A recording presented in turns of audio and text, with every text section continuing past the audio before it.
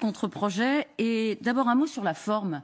Les partisans d'Emmanuel Macron affirment que leur candidat va au contact des Français. On l'a vu à Denain lundi, hier dans le Bas-Rhin. Il a eu des confrontations avec des Français hostiles. Quand Marine Le Pen, elle, ferait une campagne sans risque. Elle fait un Potemkin permanent, ce qui est une image pour dire que finalement, elle ne rencontre que des gens qui la soutiennent. Excusez-moi, mais ça fait 8 mois qu'on était en campagne. Il était où, M. Macron? Planqué à l'Élysée, derrière sa politique étrangère européenne, en faisant des déplacements, avec les frais de l'État d'ailleurs. C'est ça qu'il appelait la campagne électorale. Marine, elle y est depuis 8 mois, sur le terrain, dans la proximité. Et d'ailleurs, on lui a reproché, on lui a dit, mais enfin, elle ne fait que des déplacements en province, elle ne fait pas de grands meetings, etc. Oui, mais le résultat, il est là, il a payé au premier tour et il paiera au deuxième tour. C'est vrai, cela dit, qu'on la voit rarement échanger avec des Français qui lui sont hostiles. Il n'y a pas cette confrontation qu'aime a priori Emmanuel Macron. On dit qu'il aime la castagne. On voit moins ça. Mais parce alors qu'il y a des Français qui contestent Marine Le Pen, il y en a. Oui, mais sûrement beaucoup moins que ceux qui contestent M. Macron. Je rappelle que M. Macron, pendant 5 ans, les gilets jaunes, la crise avec les hôpitaux qui continue, qui n'a pas été réglée. Et effectivement, quand il se déplace sur le terrain, il va tomber contre les gens qui ne veulent plus le voir à l'Élysée. Or, notre campagne, nous, est une campagne de proximité qui s'adresse à des publics en souffrance. 22 000 communes ont mis Marine Le Pen en tête. Il faut aller parler à cette ruralité, à cette France profonde, à celles qui souffrent de l'absence de services publics, d'emploi, de système de santé. C'est ça que nous sommes en train de mettre en place. C'est pas la peine de faire comme M. Macron et d'essayer d'aller dans des villes pour aujourd'hui tenter de décrédibiliser Marine Le Pen. Lui, il a un bilan, il suffit de regarder son bilan pour savoir à qui on a affaire. Alors sur le fond, il y a, dans ces premiers jours de campagne d'entre-deux tours, 2 sujets qui émergent, c'est l'Europe et les retraites. Sur l'Europe, Emmanuel Macron a accusé Marine Le Pen de raconter des carabistouilles, c'est son mot. Alors, sur l'Europe, vous ne voulez plus en sortir, ça on a compris, vous conservez l'euro, mais en même temps, vous voulez moins cotiser, vous voulez réduire la contribution française au budget de l'Union européenne, c'est ça? Oui, et alors? Non, je vous demande de confirmer parce que, en réalité... Oui. Chaque année, on demande aux députés de voter la fameuse contribution à l'Union européenne. Elle a été augmentée sous Emmanuel Macron de plus, je crois, de 30%. Or, on peut tout à fait continuer à cotiser à l'Union européenne sans pour autant en donner autant et faire une économie de 5 milliards dessus. Alors que là, nous en donnons 9, contributeurs nets 9. Là, on veut en récupérer 5 pour précisément associer les crédits que nous réservons à l'agriculture, à l'emploi, aux retraites, etc. Mais le budget pluriannuel, il a déjà été voté dans l'Union européenne. 2021, 2027, c'est voté. Pardon, c'est voté. Comment on a l'impression en France que rien n'est possible. Si le peuple souverain décide de mettre à la tête de l'État Marine Le Pen, eh bien Marine Le Pen aura mandat pour aller négocier avec l'Europe, notamment les budgets des années évidemment futures, pas celui qui est déjà voté, donc, mais des années 2027, futures. Non. Année après année, c'est le Parlement qui décide de cette contribution. Mais pardon, comment vous faites? Extraordinaire. Parce que vous dites rendez-nous l'argent. Non mais pourquoi rendez-nous l'argent? Parce qu'il est prévu une contribution, c'est gravé dans le marbre. Le prochain vote l'année prochaine par le Parlement, le Parlement ne votera pas les X millions qui étaient prévus de voter, il votera avec une économie de 5 milliards, c'est tout. C'est pas si difficile que ça. Mais si la démocratie n'existe pas, si la souveraineté du peuple n'existe pas, si la représentation nationale, finalement, n'a aucun pouvoir, ça sert à quoi de faire des élections? Et c'est ça le problème avec M. Macron. C'est qu'il dit, ça y est, tout est figé, on ne peut rien changer. Mais le problème, c'est qu'en ne changeant rien, eh bien, nous avons aujourd'hui une explosion sociale et peut-être demain une explosion dans le pays, tout simplement. Oui, Alliot, ce que vous dites est logique, semble logique. Mais Margaret Thatcher, quand elle est allée devant les Européens dire « Give me my money back », je crois que c'était ça, « Rendez-moi l'argent », ça a pris combien de temps? Mais c'est pas Combien d'années? Combien d'années elle a... Si, elle aussi, elle voulait qu'on lui rende l'argent. L'Europe s'adapte. 5 ans. L'Europe, mais d'accord, mais l'Europe s'adaptera. On n'est pas du temps de Madame Thatcher. Voilà, on a déjà trop augmenté cette contribution. On reviendra à peu près à hauteur de ce que nous contribuions à l'époque de Jacques Chirac quand il était président de la République. C'est pas une explosion du système, c'était une réforme du système en faisant des économies. Parce qu'on est en train aujourd'hui d'engraisser une technocratie européenne qui nous fabrique du chômage, des délocalisations d'entreprises et la ruine de notre agriculture. Il faut peut-être arrêter un jour de le faire. Alors, si ça n'est pas possible de récupérer l'argent rapidement, vous comptez sur cet argent pour financer, vous, les dépenses sociales. Si ce n'est pas le cas, est-ce que vous trouverez d'autres ressources ? 18 milliards sur l'immigration, 18 milliards. 15 milliards sur la fraude sociale. Nous l'avons chiffré. 18, c'est par rapport à l'immense économie que l'on pourrait faire sur un certain nombre de dépenses aujourd'hui gratuites dans le cadre de la politique d'immigration. Sur la fraude, je rappelle que le Sénat a fait un rapport, c'était à peu près 50 milliards évalués. On peut faire 15 milliards sur cela. Enfin, je veux dire, il y a beaucoup d'économies à faire et c'est sur ces économies-là que nous pourrons aider les jeunes, les retraités et un certain nombre de catégories sociales qui sont en grande souffrance. Alors vous dites effectivement 18 milliards sur l'immigration. Vous voulez séduire les électeurs de Jean-Luc Mélenchon. Mais vous pensez qu'ils vont voter pour vous alors que vous dites que vous allez faire des économies sur le dos des immigrés ? D'abord, votre formulation n'est pas très exacte. Je n'ai pas dit sur le dos des immigrés, mais sur l'immigration. Ce n'est pas du tout la même chose.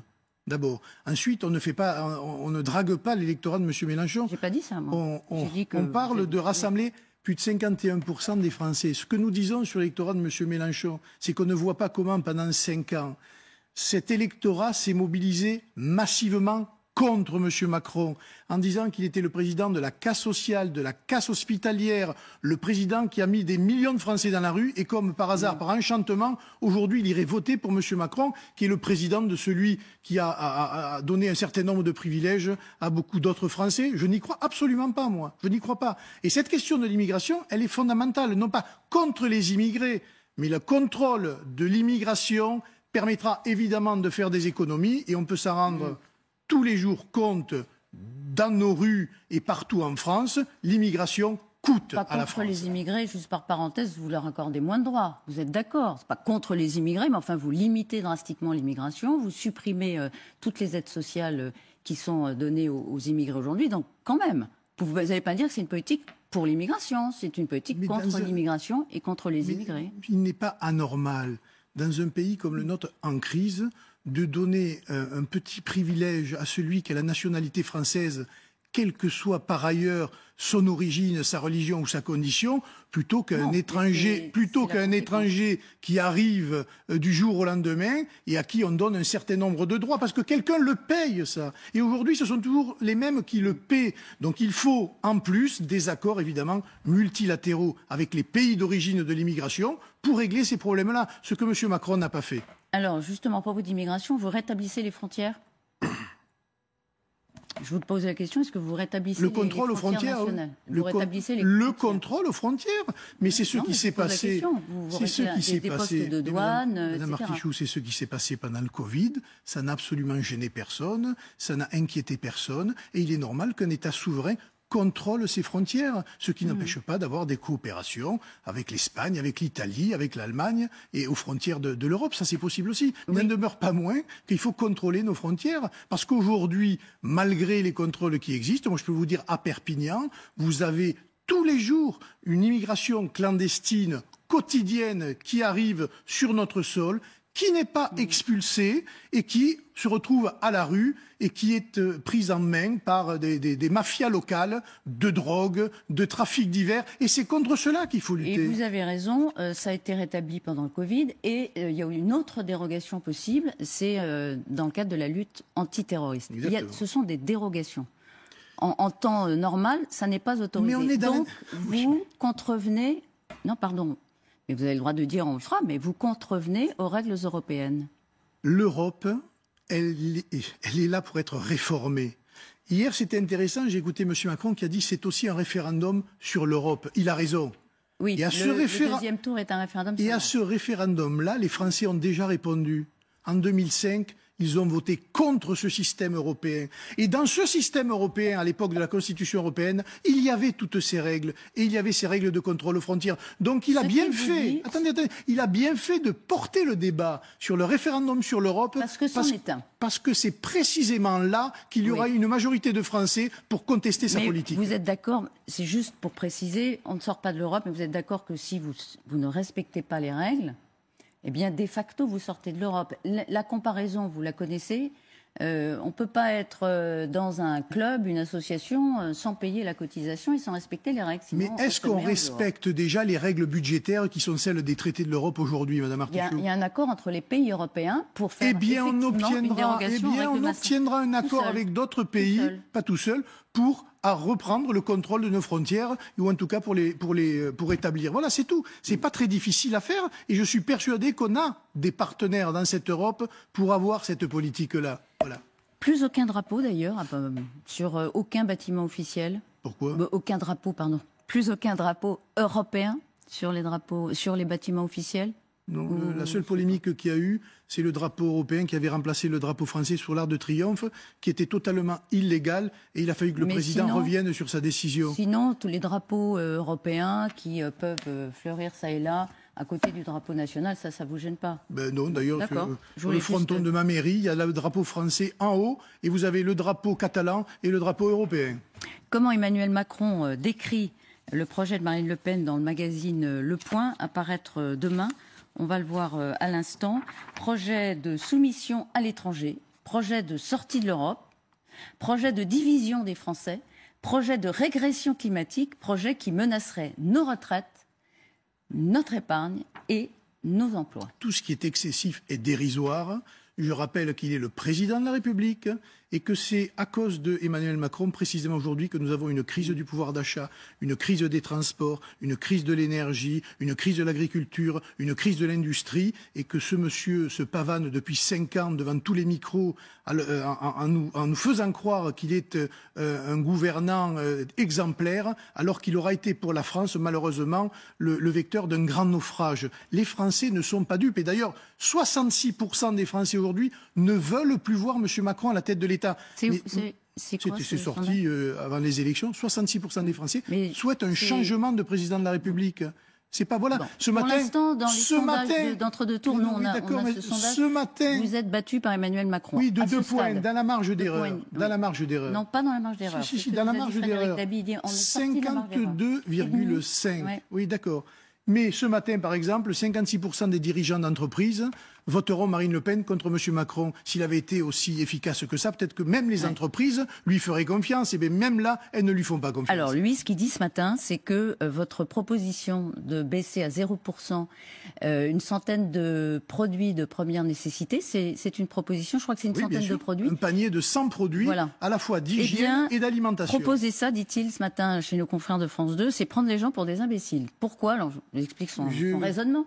C'est que comme ce sont des produits qui coûtent 2 à 3 euros et qui sont faiblement taxés à 5,5, baisser à 0%, ça fera économiser 2-3 centimes. Donc ce ne sera pas significatif pour le portefeuille des Français, voilà ce qu'il dit. Oui, d'accord. Ben, donc je pense vous prenez des Français pour les imbéciles. Il connaît très mal le portefeuille des Français, et s'il était maire, s'il avait un ancrage local, il saurait aujourd'hui de quoi est fait le quotidien d'une majorité de Français, de tous ceux qui ont du mal à boucler les fins de mois, de tous ceux qui ont du mal à mettre de l'essence dans leur voiture, à payer des études à leurs enfants, et même il ne connaît pas le coût des choses. Exactement, et même à se nourrir. Je pense que quand il va faire, il ne doit pas aller faire beaucoup ses courses. Il doit surtout pas voir beaucoup de gens qui ont du mal, précisément quand ils vont faire des courses, à acheter des produits de qualité. Eh bien moi j'en vois tous les jours, je reçois des courriers tous les jours de ces Français-là, et je peux vous dire que c'est là qu'on voit qu'il est en totale déconnexion avec la France profonde. Cela dit, on sait combien ça va faire économiser aux Français cette proposition? Vous l'avez chiffré? Sur l'essence, par exemple. Alors c'est une autre proposition. Oui, d'accord, mais c'est aussi.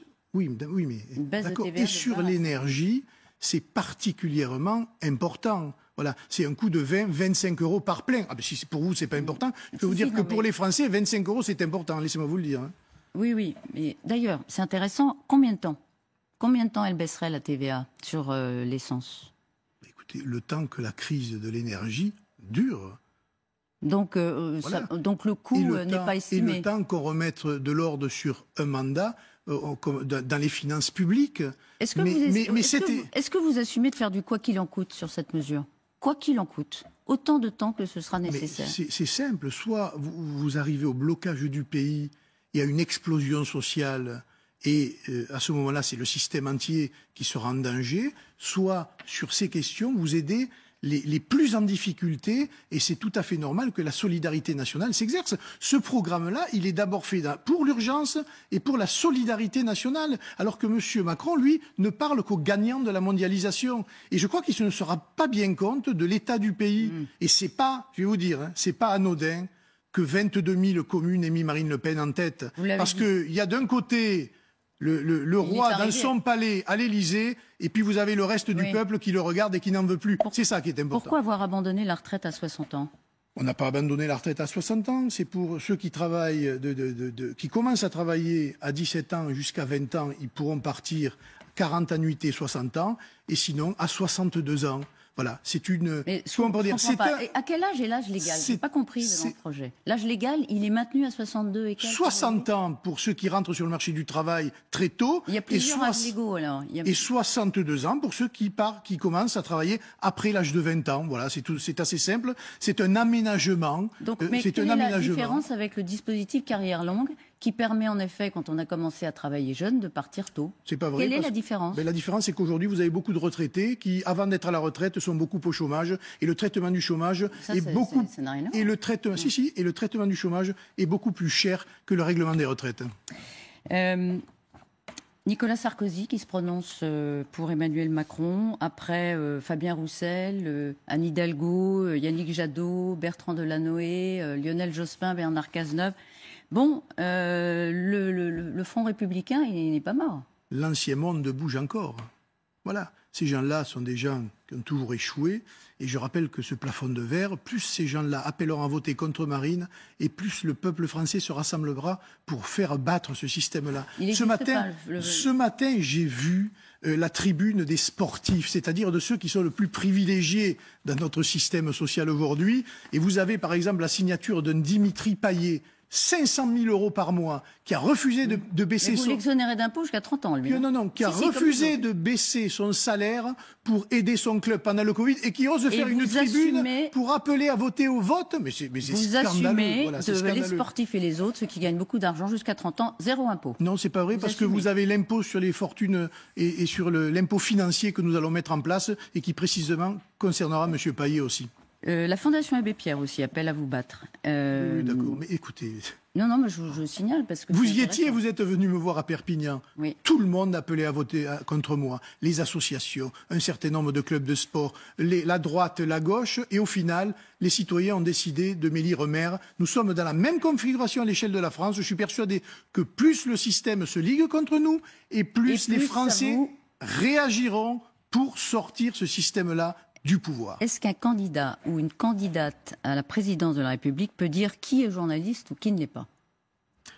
Est-ce qu'un président de la République, en exercice candidat, peut décider des émissions dans lesquelles il va ou il ne va pas? Répondre à une question par une question, c'est un procédé. Est-ce que vous pouvez répondre à mes questions? Hier, Marine Le Pen a dit, un tel, en l'occurrence journaliste de quotidien, il n'est pas journaliste, donc il ne peut pas entrer dans mes QG, mes meetings. Est-ce qu'un candidat ou une candidate, en l'occurrence, à la présidence de la République, peut dire... Ne cherchez pas à créer écoutez, un problème là où il n'y en a pas.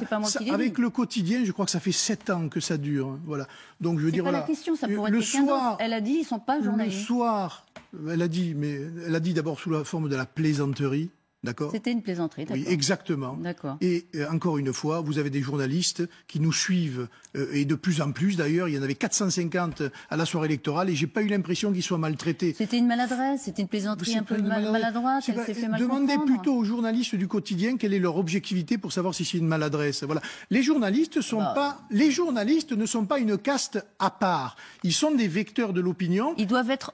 Pas du tout, ils sont des vecteurs. Pas du tout, ils sont des vecteurs démocratiques. Vous en avez des hostiles, vous en avez des moins hostiles, mais ça fait partie du système politique et il faut les prendre comme tels. C'est en tout cas l'opinion que nous avons du système médiatique tel qu'il est. Là, c'était pas tout mais à fait vous avez le droit, parce qu'on est dans un pays de liberté, de dire quand quelqu'un vous plaît pas ou pas. Et heureusement quand même. Et quand on respecte la liberté de la presse, non. Ou alors on la respecte pas. je regrette, Madame Artichou, on respecte la liberté de la presse et vous le savez très bien, parce que depuis le temps qu'on fait de la politique et qu'on fréquente des journalistes, il n'y a aucun problème. Il y a quelquefois au sein des journalistes qui sont des militants. On a le droit de le dire, voilà, on a le droit de le dire, et les journalistes du quotidien sont des militants, c'est tout. Et donc de leur interdire d'entrer. Mais pas leur interdire. Elle a dit c'est chez moi, je fais ce que je veux. Ah oui, mais ça c'est autre chose. Mais le soir de la soirée électorale, je les ai vus. Moi, j'ai même été interrogé par eux, je crois, à la sortie de la soirée électorale. Ils étaient donc à la présents. sortie, ils n'étaient pas dedans. Non, mais la liberté de la presse. Écoutez, invitez-les chez vous si vous les aimez tant. Je veux dire, c'est quand même extraordinaire. Non, mais vous savez bien, Louis Alliot, c'est un bloc. C'est à prendre ou à laisser. La liberté de la presse, si vous la respectez, et on finit là-dessus, on ne peut pas dire celui-là me plaît Mais pas. on a quand même le droit de dire quand un journaliste est un militant politique ou quand il n'est pas un journaliste politique. Voilà. Libération est un journal d'opinion politique qui est engagé contre nous. Voilà, il suffit de regarder ça oui. On le sait. Et pourtant, le journaliste de Libération est dans tous nos déplacements et à toutes les conférences de presse. C'est normal, ça fait partie du jeu démocratique. C'est lui qui s'est étonné qu'elle ait dit ça à propos de Quotidien. Juste un dernier mot, parce que c'est France Inter qui a révélé ce matin que il y aurait un problème avec votre profession de foi. Je ne sais pas si vous avez entendu ça. Bon, il y a des chiffres sur la politique migratoire qui sont publiés, qui sont non vérifiés, dit le ministère de l'Intérieur, des affirmations sur l'immigration. Et donc, votre profession de foi, il faudrait préciser certains chiffres. Bon, vous écoutez, si c'est le ministère de l'Intérieur qui censure la profession de foi d'un candidat à l'élection parce qu'il n'est pas d'accord avec des chiffres, laissez-moi vous dire que là... Je précise, parce que je vous ai mal informé. C'est la commission, c'est la commission de contrôle de la campagne électorale qui demande des précisions à Marine Le Pen parce qu'il y a 2 chiffres qui ne seraient pas conformes à la réalité. Écoutez, vous me l'apprenez et on va regarder ça, je ne sais rien. Bon, j'espère pour vos finances que vous ne devrez pas mettre au pilon tous ces documents parce que... Profession de foi, c'est très. Oui, j'espère que c'est une vraie information et j'espère qu'elle est conforme. J'espère qu'elle est conforme. Il nous est arrivé d'aller devant cette commission qui refusait des affiches à l'époque et ils ont eu tort. Il y a aussi des procédures juridiques à mettre en place pour contester l'opinion de cette commission. Heureusement, on est un pays démocratique encore. Et d'ailleurs, ils attendent vos réponses. Ils demandent des vérifications. Merci Louis Alliot. Merci.